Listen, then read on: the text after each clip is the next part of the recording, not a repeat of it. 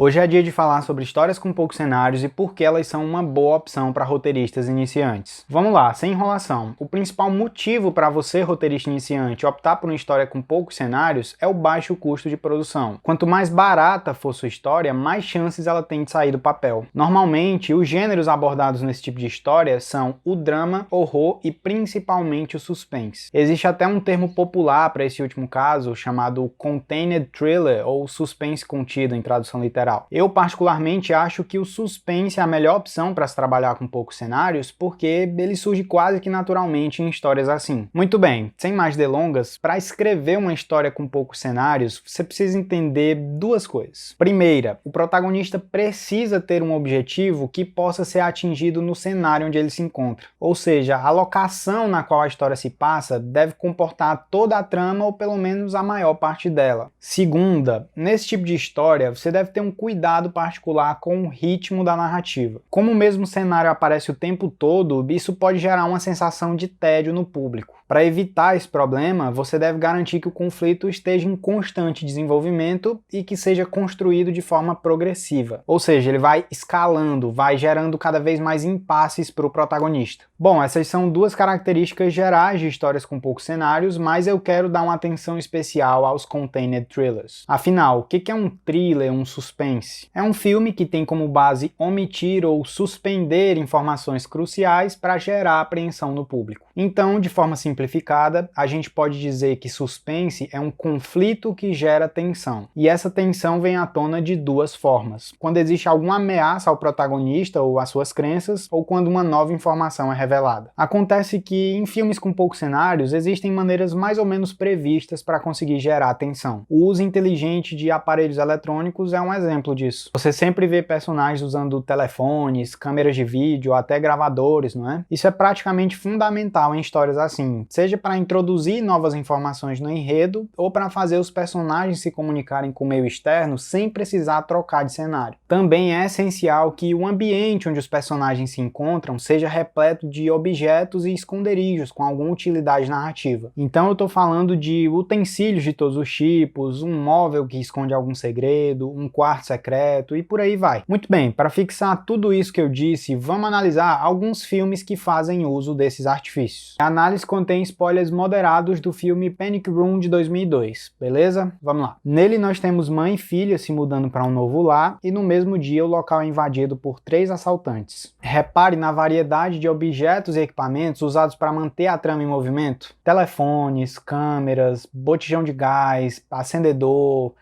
lanterna, elevador, seringa. A casa tem também o quarto de pânico, não é? Que inclusive dá nome ao filme. O objetivo da protagonista é se livrar dos assaltantes, então casa com aquilo que eu falei do objetivo ser possível no cenário onde a história se passa. Apesar de eu não gostar tanto assim desse filme, ele ensina como trabalhar com a tensão ao longo da narrativa, e está diretamente relacionado ao ritmo da história. Para entender melhor, dá uma olhada nessas cenas. Enquanto está trancada no quarto de pânico com a filha, Meg observa o movimento dos invasores pelas câmeras. Aqui o nível de tensão está baixo porque as duas estão seguras, mas logo em seguida Meg aproveita um desentendimento entre os assaltantes para sair do quarto de pânico e pegar o celular. Nessa hora a tensão se eleva porque a personagem sai da sua zona de segurança e se põe numa situação de risco. Quando ela derruba o abajur e chama a atenção dos ladrões, então a tensão dispara de vez. Depois de um perrengue, ela consegue voltar para o quarto e o alívio é imediato. A tensão baixa de novo. Se você observar bem, esses altos e baixos de tensão se repetem em outras cenas e é justamente isso que dá forma ao ritmo da narrativa. Outro filme interessante de ser analisado é o Buried, de 2010, escrito por Chris Sparling. O filme conta a história de um homem que foi enterrado vivo e, acredite se quiser, toda a narrativa se passa dentro de um caixão. Não há uma única cena em outro cenário. Só isso já é um feito e tanto, mas o filme também consegue trabalhar a tensão de uma forma efetiva, mesmo tendo uns probleminhas aqui e ali. Além disso, ele segue as outras características que eu falei. O protagonista tem um objetivo óbvio óbvio que é sair do caixão, então ele pode ser cumprido naquele cenário, e ele também usa equipamentos diversos, como celular, isqueiro, lanterna, faca e outras coisas. Um terceiro filme que eu considero importante de ser estudado é o Saw, de 2004, escrito por Leigh Whannell e James Wan. Esse filme tem algumas diferenças em comparação aos outros dois. Além de ter mais cenários, ele tá naquele campo do suspense que tem um pé no horror, então nós temos aqui uma mistura de gêneros. Por falar nisso, daqui a pouco tem um bônus sobre esse assunto. Em Saw nos é apresentado dois homens presos num banheiro e eles descobrem que estão participando de um jogo de vida ou morte. Essa é a trama principal, mas o filme tem também a presença de um detetive como trama paralela. Além disso, ele usa flashbacks constantemente para revisitar o passado dos personagens, então ele tem outros cenários também. O filme não só cumpre os critérios que eu mencionei nos outros exemplos, mas também consegue criar um mistério que te mantém preso até o fim. A grande lição que eu acho interessante de se aprender com Saw é a de que é uma boa opção escrever um suspense cuja trama principal se passe em um único cenário, mas que tenha outras locações como apoio, entende? Isso ajuda a não deixar sua história tão previsível, já que quando se trabalha com um único cenário, não vou dizer que é impossível, mas é difícil trazer alguma grande surpresa. E vamos combinar, aquele twist no final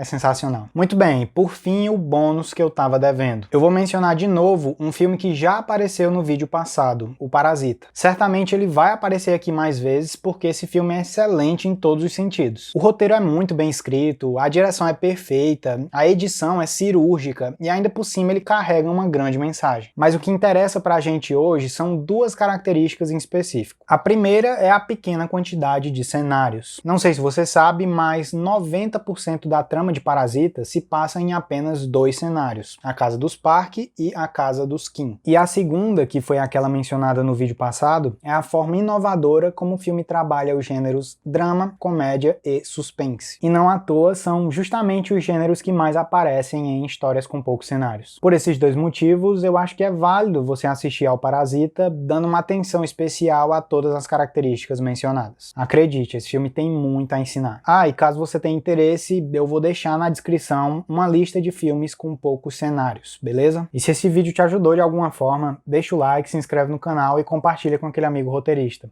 Por hoje eu vou ficando por aqui, até mais.